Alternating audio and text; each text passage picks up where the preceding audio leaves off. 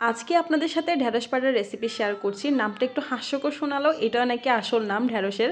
তো যাই হোক, হ্যালো এভরিওয়ান, নমস্কার সকলকে। আজকে দুপুর থেকে ব্লগটা শুরু করছি। জাস্ট দুপুরে রান্নাবান্না থাকবে, তার কিছু না। ব্লগটা হচ্ছে মূলত শুক্রবারের। এডিট করার জন্য একটু লেট হয়ে গেল, যার কারণে আজকেই আপলোড করা। তো এখানে হচ্ছে প্রথমে মাংসগুলোকে আমি হলুদ লবণ দিয়ে মাখিয়ে রেখেছিলাম প্রায় 10-15 মিনিট আগেই। তারপর হচ্ছে তেল গরম করে তেলের মধ্যে দিয়ে হালকা করে ভেজে নিব। বেশি একটা ভাজা ভাজা করব না। তো তারপর হচ্ছে আমি মাংসগুলোকে ভেজে উপরে তুলে রাখছি। এবার করব আসল রেসিপিটা। এখন আপনারা আমাকে জিজ্ঞেস করতে পারেন এই রেসিপিটা আমি কোথায় দেখেছি কিংবা কোথা থেকে পেয়েছি। আসলে আমি কোথায় দেখেছি বলতে, একজন কন্টেন্ট ক্রিয়েটরের ব্লগে দেখেছি। তার মা তাকে এই ঢেঁড়স পাটের রেসিপিটা করে দিয়েছিল, আর সেটা দিয়ে সে গরম গরম একতাল ভাত খেয়েছিল। সেটাও ছিল আবার পোলাও। তো আমিও চেষ্টা করছি সেরকম কিছু তৈরি করার জন্য, কারণ নতুন নতুন জিনিস হচ্ছে এক্সপেরিমেন্ট করতে আমার ভালো লাগে। যদিও ম্যাক্সিমাম ক্ষেত্রে যেটা এক্সপেরিমেন্ট করতে যাই সেটাই নষ্ট হয়ে যায়, তারপরে হচ্ছে এক্সপেরিমেন্ট করতে ভালোই লাগে। তো এখানে আমি জাস্ট 6টার মতো ঢেঁড়স নিয়েছি।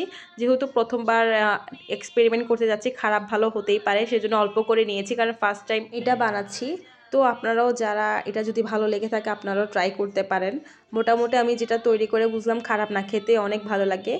নর্মালি ঢেঁড়সের ভাজা থেকে কিন্তু অনেক অন্যরকম একটা স্বাদ আসে। তো প্রথমত হচ্ছে আমি ঢেঁড়সের সামনে পিছনের বটুটা ফেলে দিয়ে ঢেঁড়সটাকে মাঝখানে ফেলে দিয়ে তারপর হচ্ছে হলুদ লবণ মরিচ লাগিয়ে দিচ্ছি। তো এই হলুদ লবণ মরিচ লাগাতে গিয়ে ছোটোবেলা মায়ের একটা কথা মনে গেলো, যখন দুষ্টামি করতো মা বলতো চামড়া খুলে এভাবে লবণ মরিচ লাগিয়ে দিবে।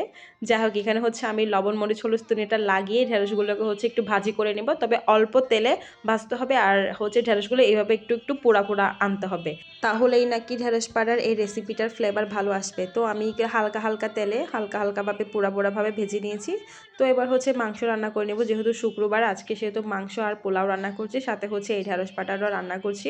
এই ঢেঁড়স পাটাটা রান্না করার কোনো উদ্দেশ্য ছিল না, হঠাৎ করে মাথায় আসলো। আর 2 দিন আগে এই রেসিপিটা আমি দেখেছিলাম, তো ভাবলাম আজকে পোলাওর সাথে আমিও ট্রাই করে দেখি কেমন লাগে খেতে। তো এখানে হচ্ছে আমি মরিচ মশলা সব কিছু কষিয়ে আলু আর মাংস দিয়ে ভালোভাবে কষিয়ে ঝোল দিয়ে রান্নাটা করে নিচ্ছি। তো এইদিকে ঢেঁড়স পাটা আর মাংস রান্না শেষ হয়ে গেছে, এবার হচ্ছে পোলাওটা রান্না করতে হবে। তো আমি অল্প পেঁয়াজ দিয়ে আর গোটা গরম মশলা দিয়ে হচ্ছে প্রথমে ভেজে নিচ্ছি, তারপর চালগুলো একটু ভালোভাবে ভেজে নিচ্ছি।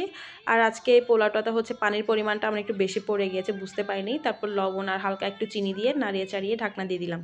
তো এখানে আমার সব কিছু রান্না হয়ে গেছে, এবার খাওয়ার পালা। খেয়ে দেখবো যে এই পোলাও দিয়ে ভেন্ডি বাটাটা খেতে কেমন হয়। তো এখানে আমি 3 পিসের মতো নিয়েছি, নিয়ে একটু ট্রাই করে দেখি। আসলে খেতে অনেক মজাই ছিল। আপনারাও এটা ট্রাই করে দেখতে পারেন যদি ভালো লেগে থাকে।